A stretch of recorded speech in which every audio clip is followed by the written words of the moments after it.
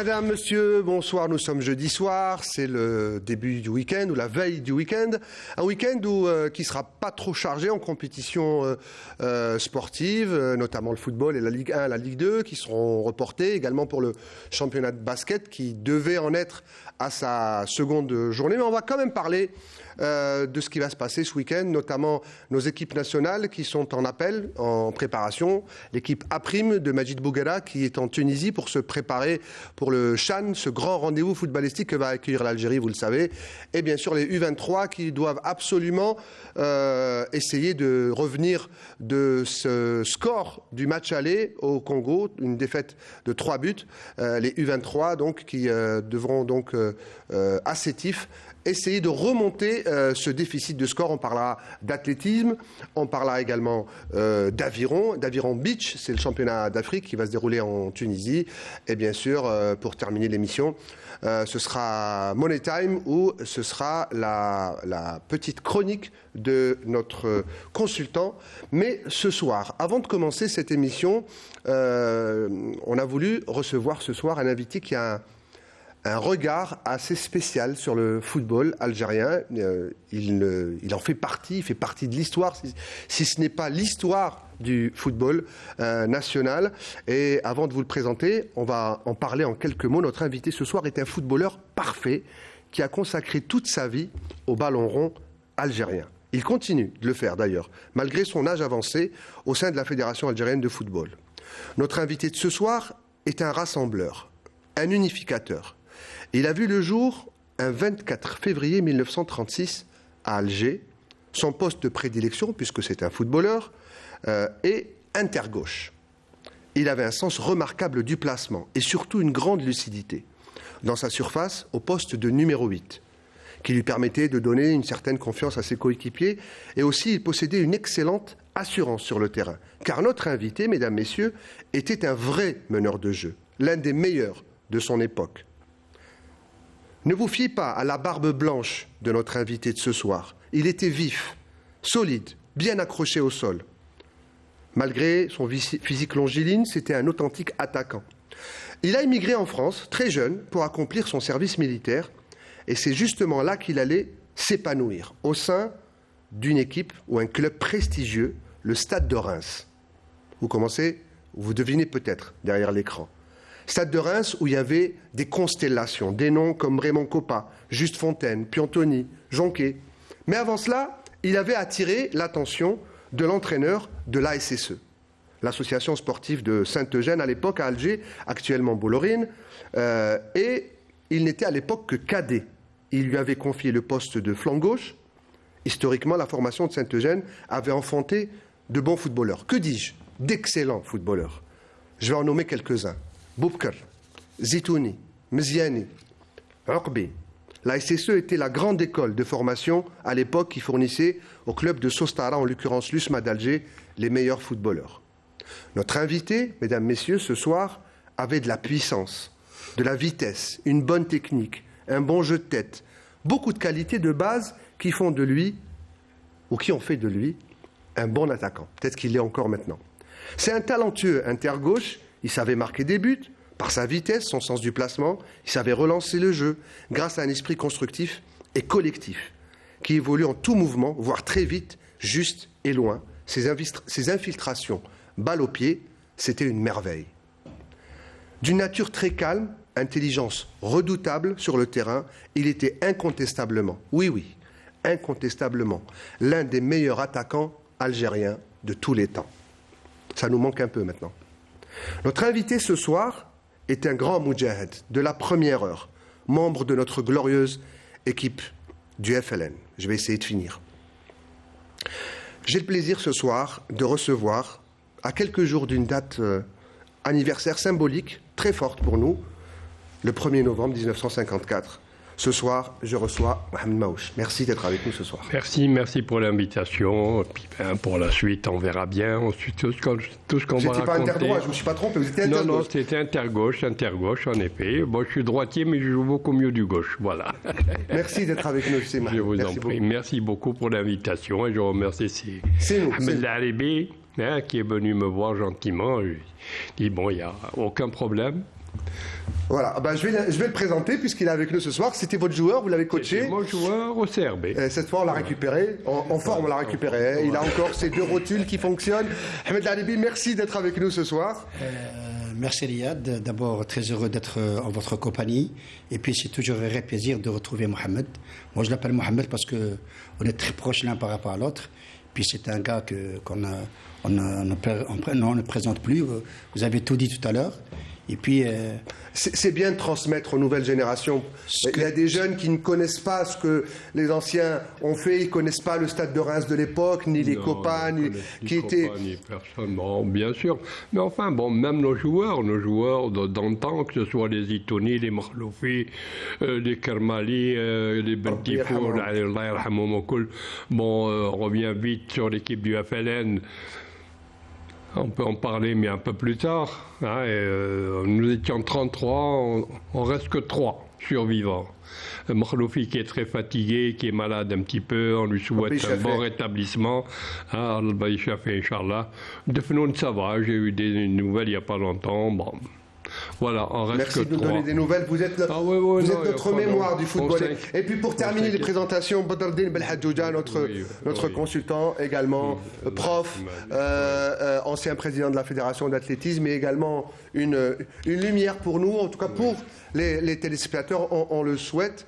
Alors, messieurs, voilà, le plateau est là avec monsieur Marouche avec nous. On va commencer avec les équipes nationales tout de suite. Ah oui, j'ai oublié, nous avons toute l'équipe à la baguette. Mokhtar Hammani, derrière la vitre. On va commencer tout de suite par les équipes nationales. Jingle.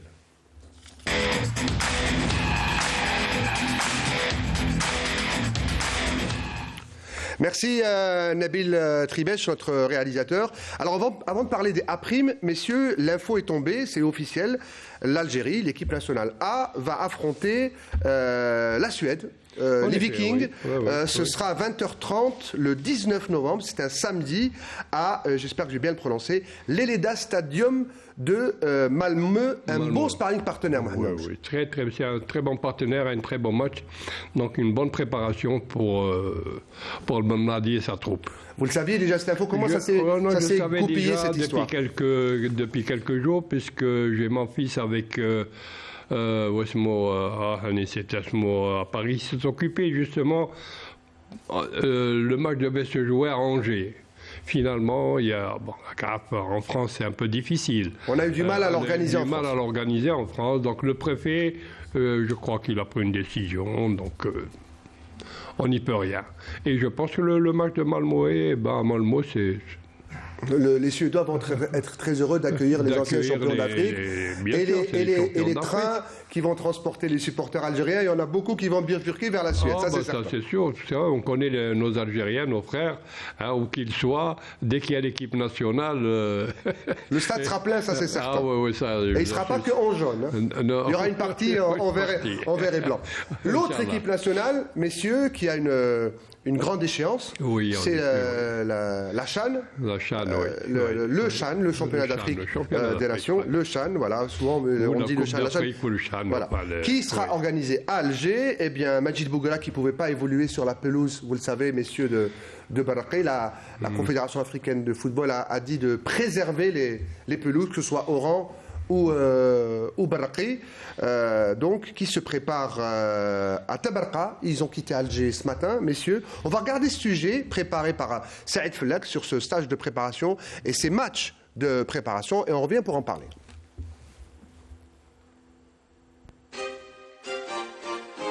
Le sélectionneur national de l'équipe A', Majid Bouguera, a retenu 23 joueurs pour le stage qui a débuté le 26 octobre et qui s'étalera jusqu'au 3 novembre dans la ville de Tabarka en Tunisie. Le coach national a maintenu pratiquement le même effectif qui a pris part au précédent regroupement, hormis le défenseur Khalif de la GS Saoura et l'attaquant Massinissa Nzla de la GSK, tous deux blessés. Il a aussi fait appel pour la première fois au défenseur du Paradou, Dhiri, et retenu pas moins de 8 joueurs du CR Belouizdad. Durant ce stage de préparation, les coéquipiers de Houssam Eddine Mérizek disputeront 2 matchs amicaux. Le premier ce samedi face au Mali et le second face au Niger le 2 novembre. Les joueurs de l'USM Alger retenus, à savoir Belhaïd, Radouani, Chita, Djahnit, Mziani, Mahyouz, seront libérés quant à eux le 30 octobre afin de leur permettre d'effectuer le déplacement en Afrique du Sud avec leur club pour disputer un match de la Coupe de la Confédération. 2 autres tests de préparation sont prévus aussi à la mi-novembre du côté des Émirats Arabes Unis, face respectivement la Syrie et le Koweït. Rappelons que lors du CHAN, l'Algérie évoluera dans le groupe A, domicilié au nouveau stade de Berraqi, en compagnie de la Libye, de l'Éthiopie et du Mozambique.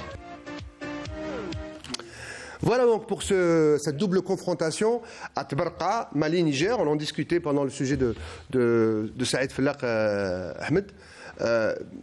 C'est une grande échéance qui attend cette équipe de Bouguera, qui est en train de la construire, parce que la liste finale, il ne l'a pas arrêtée. Et ces 2 doubles confrontations, on l'a entendu avec Saïd Fellaq, il y a d'abord Niger-Mali en Tunisie, ensuite aux Émirats, il y aura Syrie et Koweït. Et là, il devra arrêter sa liste. Oui, je pense que concernant la liste, Saïd a tout dit tout à l'heure. C'est vrai que maintenant, Bouguera, il a sillonné pas mal de matchs à travers la wilaya. Et puis, il tient son groupe, il a un noyau de joueurs. Il va s'appuyer là-dessus. Et puis, quand on voit la dernière liste sur les 23 joueurs, je pense qu'il a le profil de s'appuyer sur un noyau. Voilà. Entre 3 équipes, le CRB, le Mouloudia, l'USMA. Si on va compter le nombre de joueurs, il y a presque 18 joueurs. Donc, ce qui veut dire qu'il cherche la cohésion, il cherche la stabilité dans le jeu, et puis beaucoup plus, si vous voulez, la manière de jouer. Il est allé jouer, c'est lui qui le dit, il dit que j'ai pris la décision d'aller à Tabarka, parce qu'il y a toutes les commodités qui existent pour s'entraîner. Lui, il part pour un travail tactique, on va le dire rapidement. Et puis, il dit qu'on va jouer le Mali d'abord, le Niger, et puis il va passer à un autre calibre, c'est-à-dire un autre profil de football, c'est les pays arabes. On va parler de la stratégie, d'une philosophie qu'il veut créer. On va aussi parler de ce que la compétition peut créer. On a vu que l'équipe de Belmadi, elle est née en Égypte. C'est là où elle a vraiment explosé, où il y a eu cette fusion dans son équipe. On va en parler dans quelques instants. Mais Badrou, avant cela, on parlait dans cette émission chaque semaine de l'état de forme des joueurs du championnat. L'état de forme à la première, à la 3e journée, à la 8e, là on est à la 9e journée. Il y a une préparation d'intersaison, je le rappelle pour ceux qui viennent nous rejoindre ce soir, il y a une préparation foncière où les joueurs sont un peu carbonisés. Ils sont fatigués les premières semaines. Et là, vous nous avez dit qu'à la 8e, 9e, là, ils commencent à obtenir la forme optimale. Est-ce que c'est le bon moment? Est-ce que Bouguera récupère les joueurs dans le meilleur état de forme, ou devrait les récupérer dans un meilleur état de forme? Vous savez, l'exigence d'aujourd'hui, c'est le travail de collaboration. Donc, je pense que M. Bouguera, il est assez intelligent pour recueillir un maximum d'informations sur l'état de santé de ses joueurs, l'état de préparation au niveau de leur club. Avec les entraîneurs des clubs? Oui, absolument. Il faut qu'il y ait des passerelles entre les entraîneurs de club et l'entraîneur national. Donc je pense qu'il a dû recueillir un maximum d'informations. En tout cas, depuis 2 saisons, n'est-ce pas, Ahmed, on le voit souvent dans les stades, il va souvent regarder les matchs et après il prend contact avec les entraîneurs, il garde, même s'il ne se montre pas comme ça dans le stade, mais il garde des petits contacts et puis il passe des petits coups de fil. Ce n'est pas uniquement une affaire d'observation pendant les matchs, mais avoir un programme, c'est-à-dire qu'est-ce qu'ils font. Non, j'ai dit prendre contact avec les coachs, pour les contacter plus tard. Absolument, pour avoir un maximum d'informations sur leur état de préparation. Comme ça, il fait une continuité, il essaye de joindre, de faire une jonction entre ce qu'il fait actuellement dans ce stage-là et ce qu'ils avaient dans les jambes. C'est primordial, c'est une exigence aujourd'hui. Sans cela, on ne peut pas avancer, mais je pense qu'il l'a fait. Mohamed Mahous a été joueur, entraîneur. Le métier d'entraîneur de club et de sélectionneur, on le dit souvent, mais on le répète encore ce soir, c'est pas vraiment le même job. Un sélectionneur récupère des joueurs qui ont des habitudes d'entraînement, une stratégie, une philosophie dans un club, un état physique, et là, il doit faire avec. Oui, et comment on arrive à, comme a dit Badrou, avoir les infos et récupérer les joueurs avec le maximum d'informations. L'info, on peut l'avoir quand on récupère ces joueurs, il y a des tests. Il y a des tests physiques. Et là, on prépare le joueur. On sait à quel niveau il est. Absolument. Donc, Bogara est assez intelligent, comme l'a dit monsieur, pour voir tous ces joueurs-là, surtout à partir de la 10e, 11e, 12e, à la mi-championnat. Là, le joueur, normalement, il doit être au top. Bon, celui qui a vraiment une dizaine de matchs avec les entraînements, etc. Une bonne prépa et beaucoup de matchs dans les gens. Et beaucoup de matchs dans les gens. Parce que l'entraînement, c'est bien beau. Mais s'il n'y a pas de match, on ne peut pas juger un joueur. Il peut courir très bien, il peut courir pendant 6 heures. Hein. Mais c'est la règle d'une sélection. On sélectionne les joueurs les plus compétitifs, ceux qui jouent le plus. Absolument. On les teste, il y a des tests maintenant, on ne peut pas se tromper, attention. Hein. Même dans le temps, hein, on ne s'est jamais trompé sur un joueur. Vous nous donnez quelques petites indiscrétions. Il y a des tests comme ça, le GPS, on teste les joueurs à Sidi Moussa. Le GPS, absolument. Nous, déjà à l'époque, en 80, nous on les testait. On les lâchait par exemple, ils ne savaient pas, on leur mettait un appareil. Et bien, celui qui trichait, on le savait. S'il marche pendant 20 mètres, s'il marche pendant 30 mètres, hein, alors tout est calculé. Parce que moi, je ne peux pas courir avec eux. L'entraîneur ne peut pas courir avec eux. Il y avait Sadan, Rogov et moi-même, on était quand même âgés. Donc, on lâchait ces joueurs, on leur disait, voilà, il y a toujours quelqu'un, un meneur. Donc, il y avait Fergani, il y avait, qui menait, et il y avait des tricheurs. Ah oui, pas de nom, on veut pas de nom. Mais c'était pas méchant. Il y a prescription, ils étaient bons sur le terrain. Oui, mais après sur le terrain, ils ont été extraordinaires. Cette équipe-là, elle est... Enfin, espérons qu'on aura encore une meilleure équipe. Inch'Allah. Rapidement, Riyad, si vous permettez, revenir un petit peu rebondir plutôt, ce que vous venez de dire tout à l'heure, la préparation foncière. On ne parle pas de ça, on parle d'abord de forme sportive, parce que c'est quoi la forme sportive? La définition, c'est quoi? C'est l'état optimal qu'obtient un joueur au niveau des différentes préparations, à savoir physique, technique, tactique, psychologique et théorique. Après, cette forme sportive en PPG, elle est créée. En PPS, c'est l'acquisition directe. Et puis, il y a le maintien de cette forme au niveau de la période compétitive. Comment on travaille pendant cette période compétitive? Au niveau de chaque semaine, il y a ce qu'on appelle les charges ondulatoires. Là, c'est une affaire de charge. Qu'est-ce que c'est une charge? C'est beaucoup plus live. C'est la fréquence des contractions cardiaques avec lesquelles on joue. Parce qu'actuellement, dans le football de haut niveau, on essaie toujours d'aller vers le seuil maximal, c'est-à-dire aller au-delà de la dette d'oxygène. Alors, et à ce moment-là précis, nous sommes presque début novembre, à quelques encablures de la Coupe du Monde. Les joueurs sont dans quel état? C'est quelle phase? Je peux dire que dans l'état de la forme sportive... le CHAN, pardon. Le CHAN, voilà, c'est pas la chasse. Non, et la Coupe du Monde aussi en novembre, non. La Coupe du Monde en novembre, le CHAN en janvier. Tout à fait, oui. C'est-à-dire que la forme sportive, elle est travaillée d'abord, j'avais dit, au niveau des charges de travail.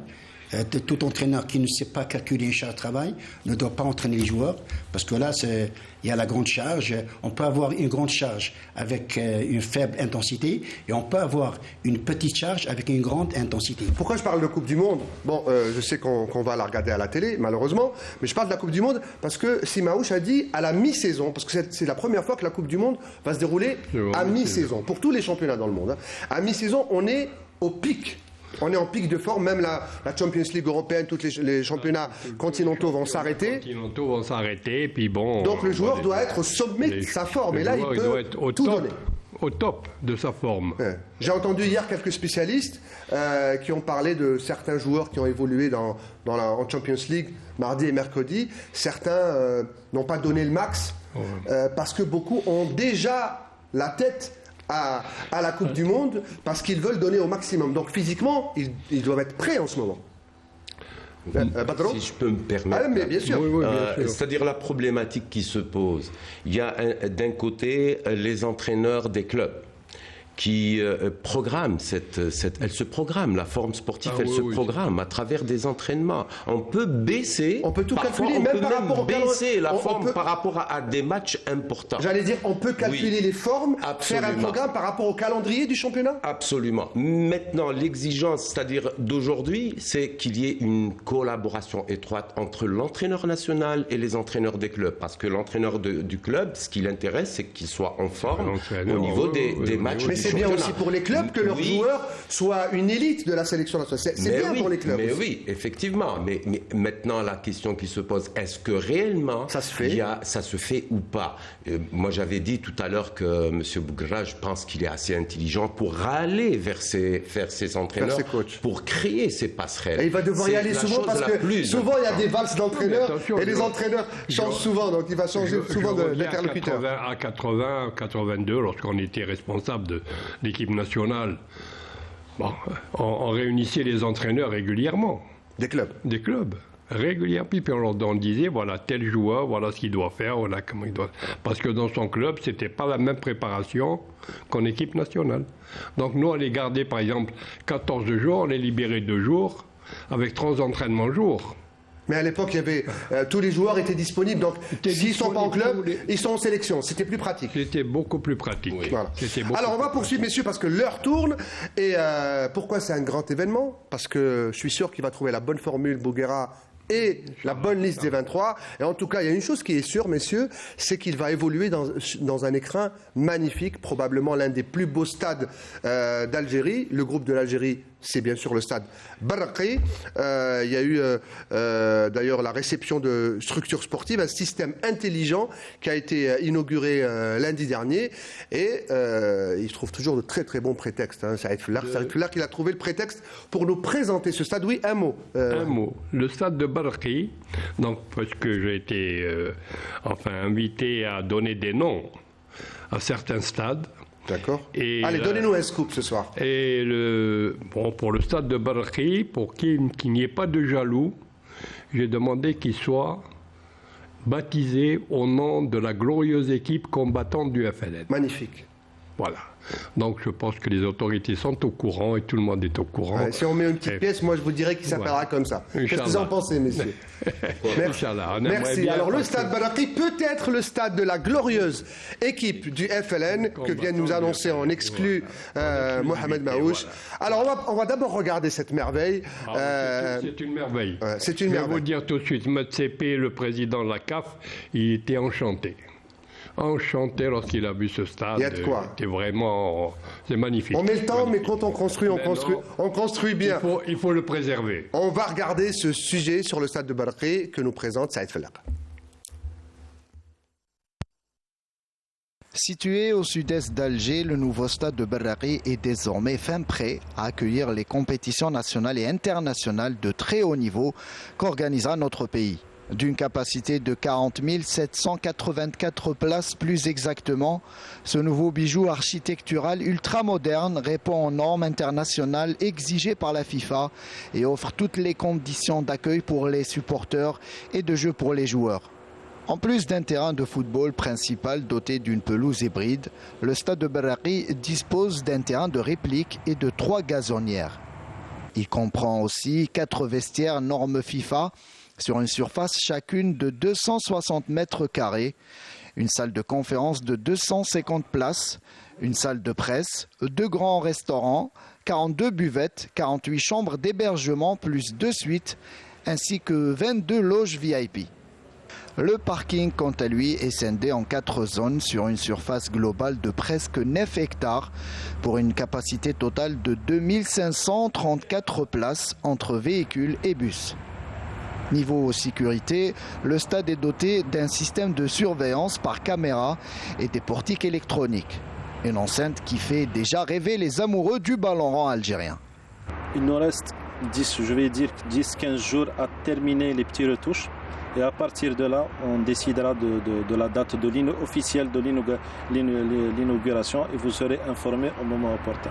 Une fois l'achèvement des travaux des 2 autres grands stades en construction, à savoir celui de Tizi Ouzou, dont la réception ne devrait pas trop tarder, ainsi que celui de Douera, les autorités du pays vont lancer la construction de 4 autres enceintes à Béchar, Ouergla, Constantine et Annaba. Après l'instruction de la déclaration de M. le Président de la République, c'était d'aller concrétiser ces décisions Et on est dans les choix de terrain. On a commencé à choisir les terrains où est-ce qu'on va implanter ces ouvrages. C'est une question qu'il faut répondre. C'est pas simple parce qu'il faudra regrouper pas mal de conditions pour pouvoir arriver à implanter un ouvrage aussi complexe de là. L'orientation du soleil, les accessibilités, c'est tout un panel de questions auxquelles il faut répondre. On a arrêté les choix de terrain avec M. Liwali et là je remercie Monsieur le ministre de l'Intérieur qui nous a accompagnés dans cette démarche. On a terminé les fiches techniques. Maintenant, on est en phase négociation au ministère des Finances pour pouvoir arrêter les montants et aller lancer les réalisations. Les villes concernées, ils ont été citées, parce qu'ils ont été cités par la déclaration de Monsieur le Président de la République. C'est Constantine, c'est Annaba, c'est Ouargla et Béchar. Le nouveau stade de Berraqi accueillera son premier match officiel le 13 janvier prochain, celui qui mettra aux prises la sélection nationale A-Prime à son homologue libyenne pour le compte du match d'ouverture du 7e championnat d'Afrique des Nations, CHAN, qu'organisera l'Algérie jusqu'au 4 février.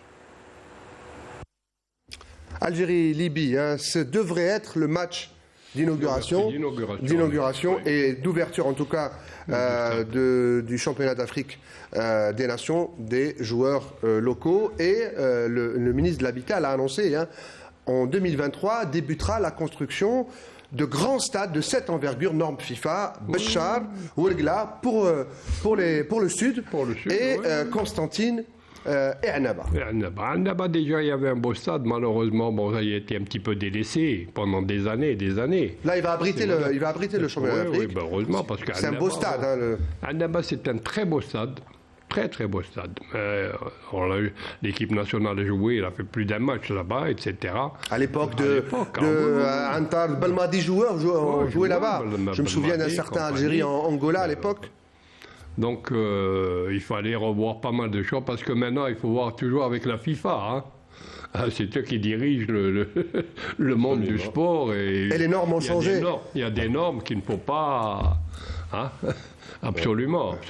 Mais en tout cas, l'Algérie va avoir les stades qu'elle mérite. C'est un pays de football et il mérite de grands stades. L'Algérie est un pays de football, un pays tellement vaste et tellement riche.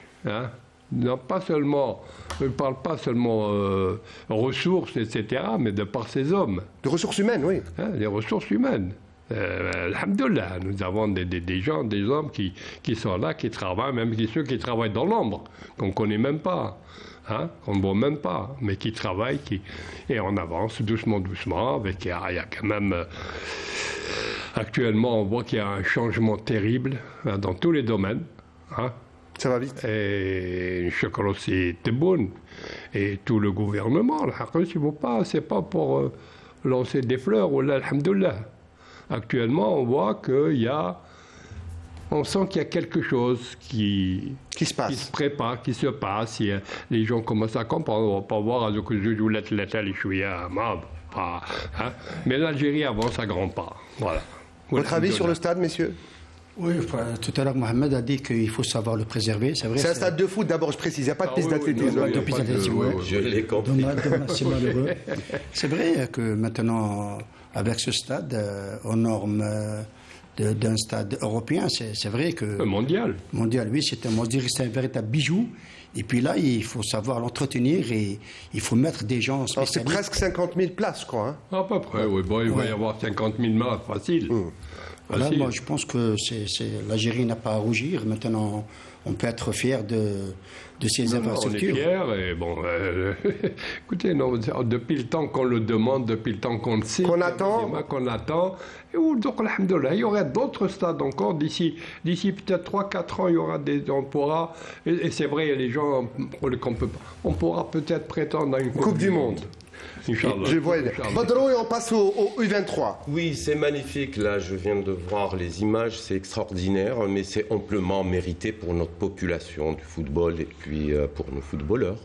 Voilà, parce que les jeunes, les enfants, les jeunes garçons, même les filles, on ne va pas oublier le football féminin parce que les filles aussi, elles aiment le. C'est obligatoire, même. Obligatoire. Non, quand je dis les jeunes garçons, les jeunes enfants qui admirent le football dans de grands stades à la télévision, eh ben, bientôt, ils auront les stades qui les faisaient rêver, ils les auront dans leur ville. On parle de Béchar, Constantine, Ourgla, Annabaya, maintenant Baraqi, Oran.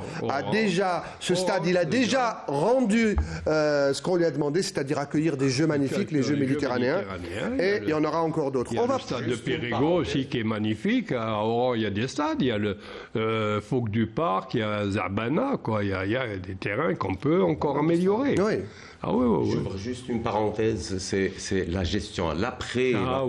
C'est ça qui est le plus important. C'est la gestion, parce que si je tire l'exemple, par exemple, des infrastructures qui ont été bâties avant les Jeux méditerranéens, aujourd'hui, j'ai eu des informations que toutes les infrastructures ne sont pas utilisées par les athlètes d'Oran. Accessibles. Que ce soit pour l'athlétisme, le basket, les salles, les nouvelles salles bâties. Si elles ne sont pas accessibles, elles servent à quoi? Elles ne sont pas accessibles, mais ça, c'est malheureux. Je le dis. Il faut comme dans tous les pays du monde, trouver des sous-traitances, des sociétés qui les gèrent et les rendre rentables tout court. Badro, ces infrastructures ont coûté très cher à l'Algérie. Il faudrait qu'on continue à récupérer de l'argent et que ce soit rentable tout le temps. On peut faire des compétitions, on peut inviter aussi des sélections comme nous sommes partis en Tunisie, on peut recevoir tout le monde. Ceux qui veulent venir se préparer chez nous, ils peuvent venir. Dans le temps, bon, on vient très loin derrière. La plupart des pays européens venaient se préparer ici en Algérie. Hein? Eh ben, ça peut recommencer puisque les infrastructures commencent à être là. Alors, le temps nous presse, messieurs. On va parler de l'équipe des U23. Ahmed, les U23 se sont cassés les dents au Congo. Oui, c'est vrai qu'on n'a jamais pensé qu'on allait perdre avec un score aussi lourd et large. Oui. La preuve, au bout de 22 minutes ou 23 minutes, on était déjà mené 3-0. Et puis, il y a eu le 4e but 4-0. Par la suite, la RDC a perdu un joueur, était exclu, suspendu. Enfin, un carton rouge, pardon. Et puis, même à 10, on n'a pas su comment rebondir. C'est vrai qu'on a marqué un but qui donne un peu d'espoir. Mais c'est vrai que dans le football, Mohamed, on sait quelque chose. L'espoir est permis. Mais je peux vous dire que ça va être très, très compliqué. On peut dire qu'à cœur vaillant, rien d'impossible. Mais je pense que ça va se jouer au niveau, pas sur le plan footballistique. L'Inter-Barça, ça vous dit rien? Les remontadas, c'est à la mode maintenant. Mais il faut avoir les joueurs pour cette remontada, Riyad. Je veux dire que ça va se jouer beaucoup plus dans la stabilité psychique. On va regarder d'abord ce sujet préparé par Sid Ahmed Bouraïb sur la préparation de ce match retour à Sétif et on revient. Mission difficile mais pas impossible, c'est le titre qu'on pourrait donner à cette confrontation algéro-congolaise. En stage bloqué à Sétif depuis le retour de Kinshasa, Ould Ali et les membres de son staff multiplient les réunions avec les joueurs, que ce soit en groupe ou individuellement, dans le but de maintenir le moral et la concentration de leurs éléments. Les joueurs pour leur part ont affiché une grosse détermination pour renverser la vapeur et se qualifier à la CAN. Un petit changement a été opéré dans l'effectif par le sélectionneur national qui a libéré Gremouch Yanis, Chirifi Toufir et Boukrama Mohamed, comme il a été convenu avec leurs clubs respectifs. Blessé, Driss Abdelhamid a quant à lui été autorisé à rejoindre son club, le NC Magra, pour entamer les soins nécessaires. Ils ont été remplacés par Yassine Zerrad, Foudil Belkhad et Ishaq Boussouf. En cas de qualification, les Verts défieront le vainqueur du match Ghana-Mozambique. La CAN 2023 se jouera en juin prochain et sera qualificative pour les Jeux Olympiques 2024. Voilà, on discute, il n'y a que des passionnés de football sur ce plateau ou de sport tout court. Alors, on discutait, 3-0 nous permet de passer qualification Coupe d'Afrique des Nations, je rappelle. Oui, il faut souligner que c'est le dernier tour, l'avant-dernier tour qualificatif. Et puis si, Inch'Allah, si on arrive à se qualifier, on va tomber contre le vainqueur de Mozambique-Ghana.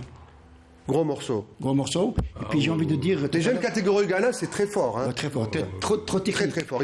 Ils ont été champions du monde, je crois, des moins de 20 ans. Oui, à chaque fois, ils participent. Ouais. Tout à l'heure, le Ghana. On les appelle les Brésiliens d'Afrique. Oui, je disais que Sid Ahmed Bouraïb a dit que l'entraîneur Ould Ali a multiplié les réunions. Bon, je préfère qu'il multiplie les séances d'entraînement et non pas les réunions. Bon, il s'entraîne. Allez, jouez pas sur les mots. Et on salue Ould Ali. Non, mais il bosse. Concernant cette équipe, En fait, il fait un travail psychologique, c'est ça. Parce que encaisser 4 buts et leur donner le mental pour revenir, c'est bien ça, Badalo, pour oublier ce score et leur dire, allez, c'est votre match retour, on remet le pendule à l'heure, vous avez 3 buts à remonter, il faut les remonter. C'est le travail de spécialiste. Absolument. Parce que l'entraîneur, c'est une chose, il peut être très bon psychologue, préparateur. Parlez du coach mental. Oui, mais il y a des spécialistes. Dans le monde entier, c'est comme ça que ça se passe. L'entraîneur, c'est une chose, il est là pour le domaine technique, tactique, etc. Et il y a le préparateur psychologique. Le gars ils sont plusieurs d'ailleurs. Ouais. Il n'y a pas qu'un seul. Hein. Ils parlent aux joueurs ensemble et en aparté également. Ouais, chacun en parlant des U23 Riyad, c'est vrai que c'est une équipe qui a bénéficié d'un tournoi de Toulon. Elle a bénéficié en plus des Jeux islamiques. C'est une équipe qui a joué presque 7 à 8 matchs d'application. Le dernier en date contre une équipe locale qui est le Paradou. Sinon, c'est une équipe qui est très bien préparée. Maintenant, ils jouent samedi. Donc j'espère qu'ils vont être à la hauteur. Samedi soir. Oui, c'est possible, mais ça va très compliqué. On différait sur Canal Algérie. Ok. Badro, est-ce qu'on peut mentalement, si bien sûr physiquement on a les aptitudes, est-ce que mentalement, quand on oublie Kinshasa, à Sétif, si le stade est plein, et je pense que les Sétifiens vont venir encourager les Verts, est-ce qu'ils peuvent retourner là? Ils peuvent retourner, bien sûr. Tout est jouable. Retourner, mais comme il a si bien dit notre doyen du sport algérien, M. Maouche, s'il y a réellement des préparateurs psychologiques pour remonter et leur faire oublier justement la défaite de Kinshasa. Chaque joueur, il a ses spécificités. On peut pas prendre Chaque joueur a une caractérologie. Et par rapport à cette caractérologie, pardon, excusez-moi, monsieur Maouche, par rapport à cette caractérologie, justement, il y a une discussion. Chaque joueur, il a une discussion propre à lui par rapport à sa caractérologie. Parce que chacun a sa personnalité, peut-être de problèmes personnels à part, peut-être une appréhension particulière, il faut le préparer plus. Donc il y a la préparation collective, psychologique collective et individuelle. C'est vrai ce qu'il dit Mortal à l'oreillette, il y a des profilers au FBI, il faut peut-être des profilers aussi dans le sport. Oui, mais bien sûr. Le mot n'est pas galvaudé, il est juste. Au contraire. Le sportif, maintenant, actuellement, on ne les voit pas. C'est des gens qui travaillent dans l'ombre. Ils ne sont pas avec les joueurs. Ceux dont vous avez parlé tout à l'heure, les Jal Khafar. Absolument. Voilà pour les U23. Je rappelle, mesdames, messieurs, stade du 8 mai 45, samedi soir, 18h. Il faut que les Sétifiens, il faut que les gens de l'Elma, les gens de partout, les Algérois prennent la route. Et il faut remplir ce stade pour aller essayer de les aider à remonter ces 4 buts, essayer de marquer 3 buts. Cette équipe aussi, comme les U17. Et pourquoi qu'ils n'iraient pas en Coupe d'Afrique nous faire rêver et aller le plus loin possible dans cette compétition. Voilà pour les U23. On va passer à la Ligue 1. Pas de Ligue 1 ce week-end, mais il y a eu des matchs en milieu de semaine de mise à jour. Il y a eu des bons matchs nuls et des moins bons matchs nuls. On va regarder ce sujet que nous a préparé Samia Chichou. Jingle d'abord.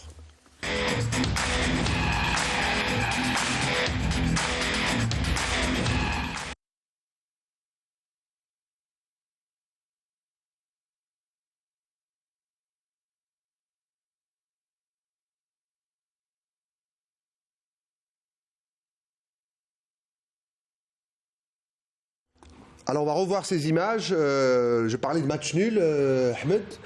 Il y a eu le match nul du CRB à Sétif. Ça, c'est un bon match nul pour le CRB, même si l'entente revient un peu dans le championnat. Elle a réalisé un bon résultat à Tizi Ouzou. On aurait pu penser que Sétif allait enfoncer le clou. Finalement, le CRB a pris un point. Est-ce que c'est un bon point pour le CRB ou c'est un bon point pour l'entente? C'est un bon point pour les deux équipes parce que j'ai eu l'occasion de commenter le match Sétif contre la JSK où elle avait gagné 3-2 contre la JSK avec Saïd Flag. Et puis j'ai eu l'occasion de voir le match Entente-CRB. C'est vrai que pour ce match, l'Entente, je ne vais pas dire qu'elle avait dominé le débat, mais c'est une équipe qui a très bien joué sur le plan tactique parce que la plupart des actions de cette équipe de l'Entente ont été réalisées sur des attaques rapides, c'est-à-dire des attaque rapide, ce qui fait que le but marqué par Kendoussi a été réalisé suite à une attaque rapide où le CRB a pêché dans la transition. C'est vrai que le CRB a ramené un très bon point de Sétif, mais il y a quelques imperfections. Je pense que le Kouki doit revoir la transition, parce qu'à chaque fois, on a trouvé que cette équipe dans le Sétif, elle a trouvé de la profondeur rapidement. Et puis le but qu'a marqué Bourdim est un très beau but. Là, il reçoit un ballon, il fait un petit contrôle, et pied gauche. Il n'est pas régulier, mais on sait qu'il est d'une grande. À chaque fois, il sauve le CRB. Grande qualité technique qu'il a. On va revoir quelques images de ces matchs de mise à jour. Il y a eu un autre match nul, mais en tout cas pour les supporters de la GSK, c'était pas un bon match nul. Et Khenchla se porte bien, même si l'entraîneur de Khenchla était suspendu. Était suspendu. C'est vrai que l'USM Khenchla, jusqu'à maintenant, elle fait un parcours honorable. Elle est sur 5 victoires consécutives, en plus un nul acquis à l'extérieur contre la JSK. Moi, j'ai eu la chance d'avoir écouté la conférence de presse de Amrani en fin de match. Il a dressé un tableau très noir, très pessimiste. C'est vrai, quand vous parlez des joueurs comme ça, il faut s'attendre à ce que les joueurs, ou ils vont rebondir, ou ils vont passer à côté, parce qu'il dit qu'il y a eu un recrutement où les joueurs n'ont pas joué depuis 2-3 ans. Là, je ne peux pas travailler avec, je n'ai pas d'attaquant. Il parle de Ouattara, il a dit que Ouattara sur les 2 matchs, moi je ne l'ai pas vu jouer. C'est vrai qu'il était un petit peu déçu par rapport à la défaite qu'il avait concédée contre Sétif, le nul contre Khenchla, quoique Khenchla mérite amplement ce nul. Avec un arrêt suspendu 2 matchs. Tout à fait, oui. Et d'autres matchs, cette fois-ci un peu moins de surprise. L'ASO qui prouve qu'elle est vraiment en forme en début de saison, qui l'emporte face à une Saoura qui peut-être a pris une claque après l'élimination en Coupe de la CAF, à Sétif. Et l'USMA dans le derby, qui, malgré avoir perdu à domicile, encore une fois, je pense, face à Saoura, match nul, enfin, c'était un lapsus. Perdu, match nul, elle a concédé des points à domicile dans le derby face au Paradou, elle emporte 2-1. D'abord, on va parler un peu de l'ASO. L'ASO réapprend à gagner parce qu'ils étaient sur 2 défaites consécutives. J'aime beaucoup cette expression. C'est vrai. J'aime cette expression et j'aime la peur de gagner. Ouais. Il y a 2 expressions un peu psychologiques. On parlait du psychologique tout à l'heure.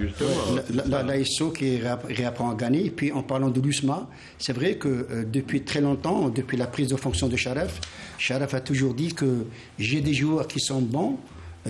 Sur le plan individuel, ils ont besoin d'un capital confiance. Jusqu'à maintenant et jusqu'à présent, cette équipe elle a emmagasiné le capital confiance. Et puis, si vous avez vu le but sur coup franc marqué par Mziane, c'est un but dont on parlait parce que il a marqué beaucoup de buts de loin cette saison. Mais la manière avec laquelle il a marqué le coup franc, il prend le ballon avec intérieur pied gauche. Vous n'avez pas assez de force. C'est comme il a fait une passe. C'est le même but sur coup franc qu'a marqué auparavant Harrag contre l'entente Sétif, mais Harrag était un gaucher. Ça vous est arrivé de marquer intérieur pied gauche, c'est plutôt droitier? Elle a marqué beaucoup. Non, intérieur, non. Moi, c'était beaucoup plus coup de pied. À l'époque, c'était bon le plat du pied. Les ballons étaient lourds, ça faisait mal. Alors les coups de pied. Le ballon de l'époque, si on prend un Jaff tout à fait au début, et puis après le Ngaria scaphandre, ce qu'on appelait scaphandre, qui ne prenait pas d'eau, mais le Jaff, il était comme ça au départ, et puis s'il pleuvait, il doublait de volume. Donc il ne fallait pas le prendre la tête. Il fallait des gardiens costauds. Non, maintenant tout a changé, que ce soit la chaussure, on va tout. Quoi. C'est normal, c'est tout à fait normal. Plus on va et plus on améliore dans tous les domaines. Est-ce que vous avez toujours l'œil? Est-ce que quand vous regardez un match de championnat, est-ce que vous avez toujours cet œil? Vous sentez le joueur qui sent le football, le joueur qui a touché. On le vous le sentez tout de suite? On le sent tout de suite. On voit la touche de balle, la course, balle au pied. Comment il court, s'il court comme ça, il y a beaucoup on dit de quand le joueur a le menton levé, quand il regarde loin. C'est ça, voilà. Quand je fais ça, il faut que je vois mes 2 bouts des doigts. Voilà. Ça veut dire qu'il a l'envergure, regarde tout le stade. Une envergure extraordinaire, un champ de vision extraordinaire. Voilà, et il y en a encore des joueurs à remarquer, c'est le boulot de Bouguera. En ce moment, je rappelle le classement, messieurs, le CSC est en tête. Il a joué 8 matchs. L'USMA juste derrière avec 1 match en moins. Le CRB, lui, il en a 3 en moins. Il est 3e. Et qui est 3e ex aequo avec le CRB? C'est l'USMK. C'est Khenchla. Khenchla, C'est mérité. promu cette année, promu, oui. et ils sont là, beau football, ils sont bons pour que l'instant ils s'accrochent. Pour eux, sans pression, c'est le maintien, et ils essayent d'emmagasiner le maximum de points. Je dois rapidement parler de l'USMK. Très rapidement, parce que Oui. moi je rame et je dois parler d'Aviron. Ils ont perdu 3 matchs d'affilée. Les dirigeants n'ont pas paniqué. Ils ont fait confiance à Nabilriz. Et voilà ce que ça donne quand on fait confiance à l'entraîneur. Stabilité, voilà, je le disais, je rame un peu. On va parler d'aviron. Mais Mohamed, si ça vous dérange pas. C'est un sport complet. C'est un sport complet. Ah, moi, et on a des champions. Hein. J'adore l'aviron, j'adore. Alors, c'est pour vous donner juste une info. On va regarder quelques images. Ils sont partis en Tunisie, c'est la sélection algérienne. Messieurs et dames, hein, d'ailleurs, de beach aviron. C'est de l'aviron en mer, parce qu'il y a l'aviron également sur les lacs, qui est engagé dans 9 épreuves au championnat d'Afrique de cette année. Championnat d'Afrique donc de beach aviron, prévu à partir d'aujourd'hui jusqu'à demain au niveau de la station baleinière de Hammamet en Tunisie. Alors, les équipes algériennes, messieurs seniors, il y a les solo messieurs et solo messieurs juniors également, c'est-à-dire une seule embarcation. Solo dames seniors et juniors, double messieurs seniors, double dames juniors, mixte senior et mixte junior. Sélection nationale se compose de 9 rameurs. Alors on va les citer, ça leur fera avec plaisir. Barreur, hein. Avec le barreur. Avec le barreur, voilà. Ayman Fatah, avec leur coach Riyad Galidi, Mustafa Boudjmaa, Shamsuddin, Shrif Boukhous chez les messieurs, Rasha Hind Mensri, Hellal Barwan, Shaima, Sebouh Amira, Boukhous Sabriya, Lilia Megdad. Chez les dames, ces championnats d'Afrique seront suivis par les championnats arabes de la spécialité. Ce sera les 29 et 30 de ce mois. Voilà pour l'aviron. On va sortir de nos embarcations pour mettre les pointes. Hein. Ça, c'est votre dada sur la gomme. Le sujet va être prêt dans quelques instants. Et cette fois-ci, pour la première fois, je pense, on va lancer le jingle de l'athlétisme. Vous allez me dire si on l'a déjà lancé ou pas. Pour de base, hein. Et cette fois-ci, c'est une bonne nouvelle pour les athlètes algériens, puisqu'il y a une convention qui a été signée entre la fédération algérienne et le complexe olympique du Mohamed Boudiaf. On va parler d'athlétisme, mesdames, messieurs.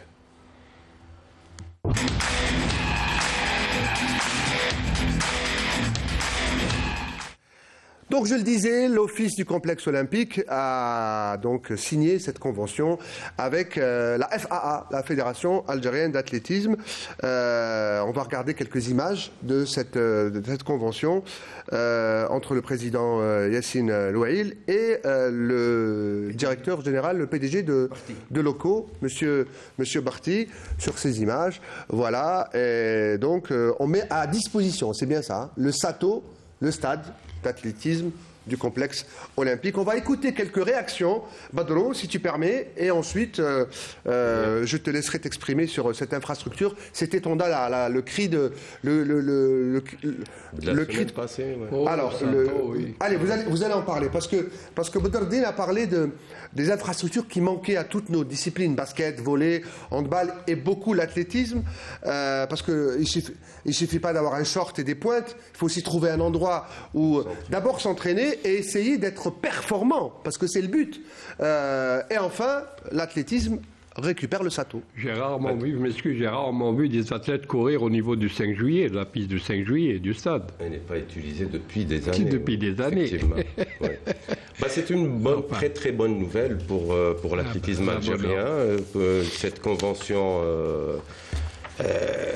elle est venue en retard, c'est vrai, il faut le dire, parce que les athlètes ont perdu quand même 2 mois de préparation. Et quels athlètes? Les athlètes de haut niveau qui s'entraînaient dehors, on l'avait expliqué. Parce qu'on oublie que les Jeux Olympiques, on les prépare 2 ans derrière, 3 ans. Même plus. Mais on les prépare tout le temps, ça ne s'arrête pas. Néanmoins, c'est une bonne chose, cette convention, et j'espère que l'année prochaine, en intersaison, on ne va pas encore dire que la convention est pour une année, etc.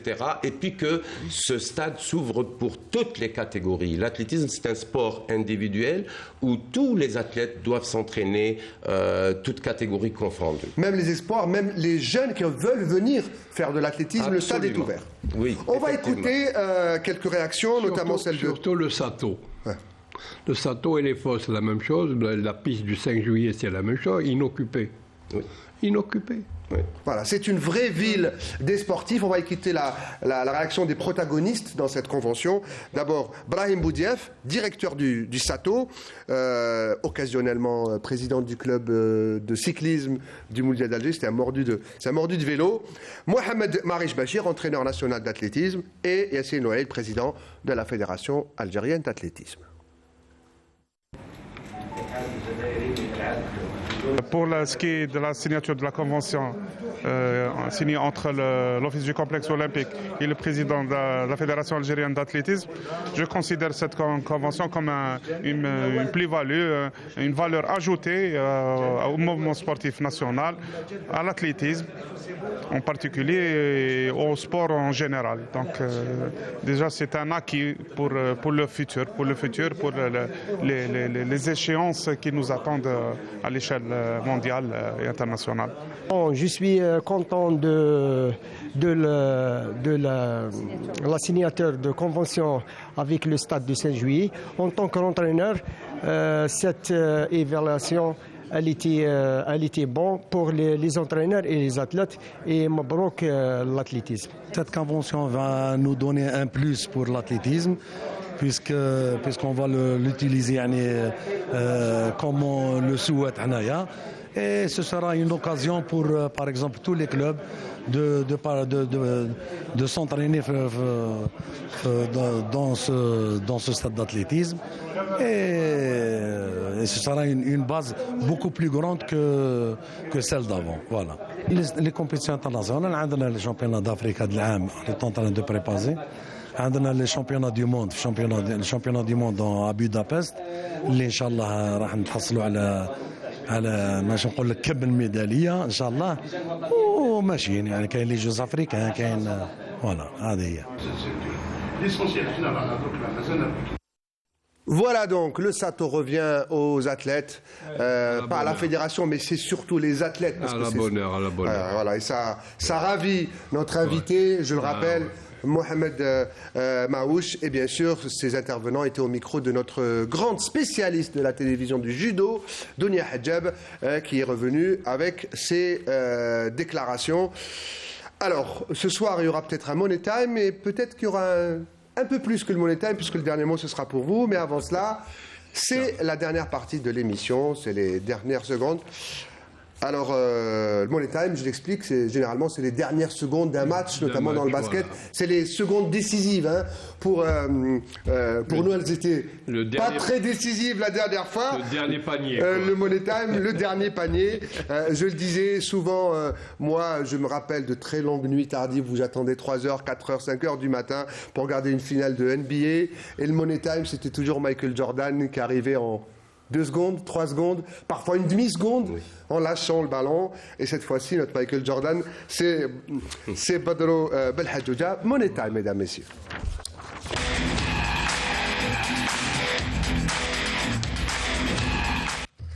Alors, Badreddine, ce soir, vous avez choisi de parler de quoi ? Alors, j'ai choisi de parler d'un sujet qui est de portée générale d'abord, et c'est la formation des entraîneurs et des techniciens chez nous, et essayer de voir quelles sont les exigences, le profil, comment ils sortent après le cursus universitaire. Donc, nous avons quand même l'ISTS, nous avons les IEPS un peu partout dans les wilayats, nous avons les ITS, etc. Oui, effectivement, c'est l'IEPS de Deli Ibrahim, mais il y a d'autres IEPS dans d'autres wilayats. Donc nous avons beaucoup d'instituts de formation des entraîneurs et des techniciens. Aujourd'hui, distinguer un bon entraîneur d'un moins bon, ça ne se résume pas à la seule... Au résultat. Non, ça ne se résume pas uniquement à la maîtrise technico-tactique de sa discipline, mais d'un ensemble de paramètres, d'un ensemble de compétences professionnelles après sa sortie. Donc aujourd'hui, moi j'ai essayé de fouiner un peu de ce qui se passe à l'étranger, pas pour comparer forcément, pas pour s'arc-bouter de ce qui se passe ici. On laissera le soin à notre téléspectateur de tirer des conclusions et d'en juger lui-même. Donc, je suis sorti avec 11 compétences professionnelles d'un entraîneur une fois sorti et de son institut. C'est ce qui se passe à l'étranger. Allez, 11, c'est parti. 11. Alors, je vais énumérer. Permettez-moi de dire 1. Agir de façon éthique et responsable. 2. Intégrer les objets de savoir et de culture. 3. Communiquer correctement dans la langue explicitement. 4. Concevoir des situations d'apprentissage, de progression et d'évaluation. Gérer sa propre formation en cours d'emploi. Il devient chercheur. Après sa sortie, il devient chercheur. Et ensuite, pour ne pas stagner. 6, absolument. 6. Évaluer les compétences de son groupe, athlète ou joueur. Gérer efficacement. 7. Gérer efficacement son groupe, joueur, athlète. 8. Différencier. Chaque joueur est un cas. Donc différencier dans l'évaluation des joueurs, dans la formation des joueurs. 9. S'impliquer dans la communauté sportive. 10. Collaborer avec l'équipe, groupe, entraîneur, différentes catégories. Un entraîneur des seniors ne doit pas être en retrait des autres entraîneurs. Il doit collaborer avec les entraîneurs des petites catégories. 11. Faire vivre les situations d'apprentissage, de progression et d'évaluation. Je rajouterai d'autres tâches assez si vous voulez, assez 11 critères. Exigences et critères. Il doit travailler de concert avec les membres de l'équipe à la réalisation du projet sportif. 2. Communiquer à ses collègues l'information pouvant leur être utile. 3. Écouter et répondre de manière constructive aux idées des autres. 4. Clarifier les attentes du club auprès des joueurs athlètes. 5. Respecter les tendances et les procédures du club dans la gestion de son groupe. 6. Démontrer une constance et une cohérence dans ses interventions. 7. Encourager et véhiculer les valeurs de respect, d'entraide et d'écoute au sein de son groupe. 8. Composer efficacement avec les éléments perturbateurs, joueurs, athlètes, les imprévus, les turbulences. Et combien on en a, nous, dans nos championnats, etc. Les turbulents, oui, il y en a. Absolument, absolument. 9. Élaborer des règles de fonctionnement du groupe et les communiquer aux athlètes joueurs. Voilà à peu près ce que j'ai recueilli comme exigence, comme profil de l'entraîneur une fois sorti des grands instituts, la France, les États-Unis. Là, c'est toutes les disciplines confondues. Hein. Le Québec, l'Allemagne. Il faut aller sur place pour voir. On a été sur place, on a vécu là-bas quelques temps, et Québec, mais on est en constante relation avec des amis. Alors, réaction d'abord, messieurs, sur ce qu'a dit Badro. Est-ce que c'est une réalité? D'abord, ce n'est pas une réalité chez nous, on le sait. Tous ces critères-là, ensemble en tout cas. Parce qu'il y a plein de paramètres exogènes qui peut-être ne permettent pas, même s'il y a compétence au départ, à la sortie de l'Institut. Qu'est-ce qui pourrait qu'un technicien approche ces caractéristiques? D'abord, il doit être formé, et puis après sa sortie de l'ISIS, de l'ETS ou d'une ligue, il ne doit pas se contenter de ce qu'il a eu. Donc, il doit se documenter, il doit faire sa mise à jour. Et puis, l'entraîneur, il a déjà dit tout à l'heure, Badrou, c'est pas la maîtrise technico-tactique. L'entraîneur, c'est un tout. C'est-à-dire, il doit participer à l'ensemble des tâches au niveau de son club, et puis à lui tout seul, il ne peut rien faire. Donc là, on voit qu'au niveau mondial, c'est tout un staff élargi. C'est la phrase que je voulais. À lui tout seul, il ne peut rien faire. C'est une question d'environnement. On le dit toujours, il doit damat safak. Ça, c'est connu. Donc maintenant, le sport, surtout l'athlétisme, enfin, ce sport-là qui est merveilleux. Qui est merveilleux, parce que dans le temps, dans tous les lycées, les écoles, on a été quand même maître de PS.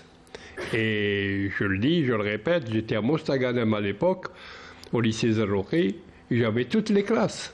Et on faisait absolument un peu de tout.